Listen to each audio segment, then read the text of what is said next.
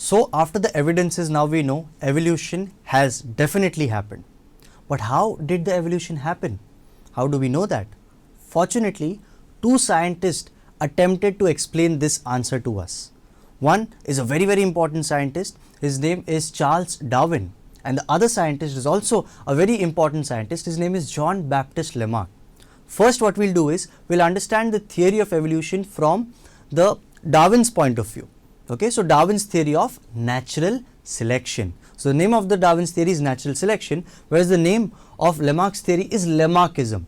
We'll understand about that a little later. So what did Darwin do? Charles Darwin, he went on a ship to different parts of the world, more specifically to the Galapagos Islands, and that is where he made a lot of observation about plants and animals, right? And whatever observations he made over there, with the help of that he came up with the theory of natural selection, right? And this theory of natural selection preaches or says the survival of the fittest. Okay, we'll understand about that. So Charles Darwin collected specimen of plants and animals, and he published the theory of natural selection, which preaches the survival of the fittest. This was published in his very famous book called as Origin of Species, right? So let's understand how exactly, according to Darwin, does evolution take place. Darwin says that all organisms reproduce prolifically. Prolifically means to a large extent, right? You must have seen that whenever wild animals they give birth, they do not just give birth to one or two organisms, offspring, they give birth to a lot of them. So this is them reproducing prolifically to a large extent. Their population will increase fast. All the organisms compete with each other in a life-threatening manner. Soon what will happen is the number of organisms will be more, but the resources available for them will be less. Right? Since the resources are less, the organisms are more. Obviously, the organisms will compete with each other, fight with each other, and they will compete in a life-threatening manner. Some of them might actually lose their life if they do not get access to territory, access to water, access to food, right? So who is surviving over here? Who is surviving these competitions? The fittest is surviving the competition, right? Only those organisms sustain which show the modifications essential for winning the competition. The stronger creatures, right, that have the proper characteristic to survive any competition, only they are going to survive.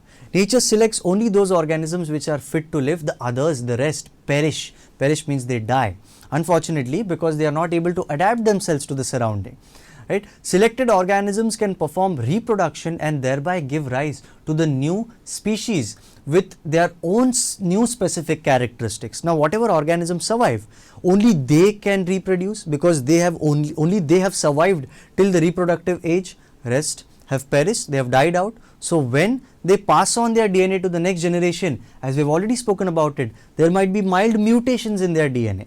Because of the DNA copying mechanism not being precise. Because of these mutations, new characteristics arise in the next generation also, and the fittest one of them will also be survived. So if we keep repeating this process again and again, what we see eventually, new species arise out of them. So new species arise out of already existing species. However, some objections were raised against the theory, and some of the main objections are as follows. So despite the theory of evolution, the natural selection given by Charles Darwin was very perfect, still followed to this date. Obviously, because he was talking about this theory back then, okay, long back, there were a few details that he missed. Now, what were the objections that were raised? So, natural selection is not the only factor responsible for evolution. Obviously, there are other factors as well. There are mutations as well. There is the environmental influence that the animals have. So, all these things were not taken into account, right? So, it is not the only factor, definitely. Darwin did not mention anything about useful or useless modification. Whenever these modifications happen inside the organism's body, some are useful, some are useless. Why are they useful? In what way are they useful? How are a few modifications useless? Nothing was mentioned about that, right? So that's the second objection. Third, there is no explanation about slow changes and abrupt changes. Evolution can happen at different pace in different species. Sometimes it happens fast, relatively fast. There have been species that have also emerged in 40 to 50 years, which in an evolutionary point of view is very fast. But at the same time, there have also been different species that have evolved after thousands of years. So what are these slow changes? What are these abrupt changes that are happening? Nothing was explained about that. So these are the objections that were raised. Irrespective to all these objections, Darwin's work on evolution has been a milestone. So despite all these objections, whatever theory he has given to us, it's a very, very important theory in explaining precisely how evolution takes place. Now that we have understood about natural selection, which is the Darwin's theory, let's understand about Lamarckism, which is the Lamarck's theory. Okay, so the name, as I told you, was John Baptist Lamarck. He put forth, or he said, or he proposed that morphological changes occurring inside the living organism.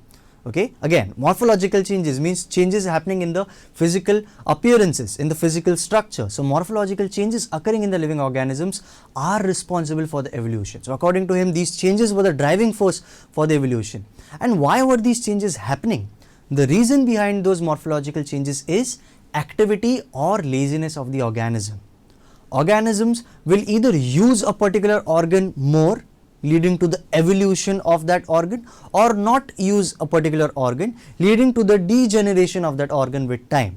Right? So this was a very, very interesting idea that was put forth. In fact, it was put forth even before Darwin's idea of natural selection. So he called this concept as the principle of use or disuse of organ. Pretty simple to understand. Organisms will either use an organ or not use it at all. So he said that the neck of the giraffe, so he obviously gave us a few examples. First example that he gave us, a very famous example that he gave us, was that of the giraffe. So initially he said that the ancestors of the giraffe did not have a tall neck. They were short, or they were dwarf initially. They were initially browsing on the leaves that were present, that were accessible to them directly. But then as the giraffe population started to increase, all the leaves that were present on the bottom started getting over fast. Only the leaves on the topmost plants were remaining. So what did these ancestors of giraffe started to do? They obviously were tempted to get those leaves. So they tried to stretch their neck so that they could get those leaves. And they kept doing that generation after generation after generation, according to Lamarck. And because of them trying, because of their physical attempts to try to reach, their neck started to increase in length. This was the explanation that Lamarck gave us. A few more examples is what Lamarck gave us. The shoulders of the ironsmith, for example, they become strong because of frequent hammering movements, which is true. When we lift weights, our muscles do get built, right? So this part of the theory is absolutely not wrong. We'll come to the part that is wrong in the theory. The entire theory was not accepted. A part of it was accepted, a part was rejected. We'll understand that. Then he took the example of the wings of flightless birds like ostrich and emu. He said that their wings have become useless because they are not using it anymore. They find a lot of food on the ground, so they don't need to migrate, they don't need to fly. So this is an example of the useless organs being present, right? Then another bird's example, he used the example of ducks and swans. He said that their legs have evolved to swim in water because they stay in water for a long time, because they have been using their legs again and again and again. So this is the explanation of Lamarck. Also he explained about the snake. He said the ancestors of snake, and in fact it's a fact, we know that ancestors of the snake did have limbs, right? They had forelimbs and hind limbs, but because of their frequent burrowing habits, because they had to follow their prey, rodents. The rodents, often the defense of the rodent is running inside the burrows. So they also wanted to run inside the burrow after their prey, and because of these habits, the use of their legs started to become less and less, and eventually the legs disappeared. So this is yet another example of disuse, no use of a particular organ. So this is called as the theory of inheritance of acquired characteristics, or Lamarckism. Very heavy, intimidating words, let's understand them. The theory of inheritance. Inheritance means something that is passed from one generation to the next. Now what is being inherited? What is being passed on? Acquired characters. According to Lamarck, whatever character one organism acquires during the lifetime can be passed to the next generation, and that is why it is called as the inheritance of acquired characters, or it is called as Lamarckism. Now this theory has a very, very important flaw. Think about it.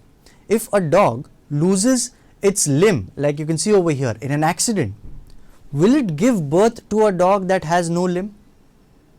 Absolutely not, right? The dog that is born, the offspring that will be born properly, right? So not all the acquired characters, or in fact acquired characters during the lifetime of any organism, are not actually passed.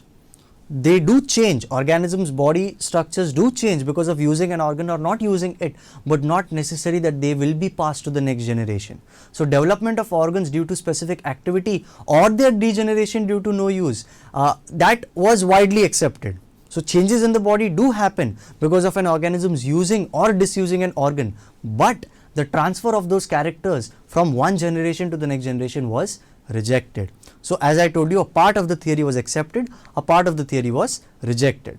That brings us to another important topic called as speciation, the formation of new species from already existing one, right? So first of all, what is a species? Let's understand that. Species is the group of organisms that can produce fertile individual through natural reproduction. A very important word over here, fertile individual.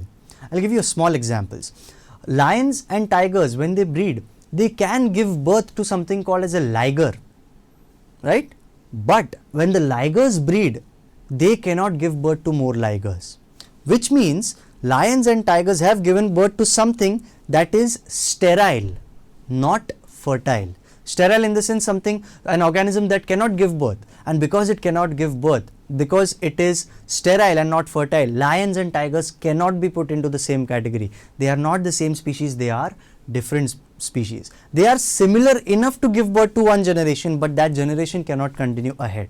So very important definition over here can be asked for 1 mark, right? So as you can see, gradual changes over here.